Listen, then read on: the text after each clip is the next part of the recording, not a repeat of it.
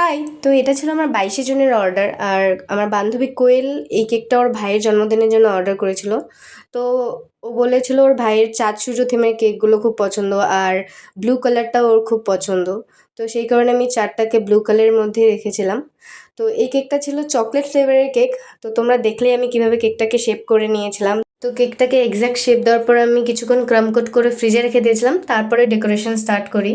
তো আমি এই কেকটা এই ১ম বার বানাচ্ছি, মানে এই থিমের কেক।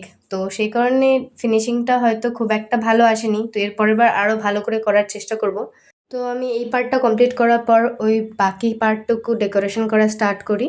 তো এই কালারটা আমি হালকা একটু ইয়েলো আর একটু রেড কালার মিশিয়ে বানিয়েছিলাম। এটা একটু পিচ কালারের মতো হয়েছিল। তো আমি এটাকে লিভ নজেলের সাহায্যে একটা বর্ডার ডিজাইন করে দিয়েছিলাম। তারপর আমি কেকগুলোর মধ্যে একটু এডিবল পার্লস অ্যাড করে দিয়েছিলাম। আর তারপরে আমি দুটো কেককে একসাথে অ্যাসেম্বল করি, যেটা একটু মুশকিল ছিল।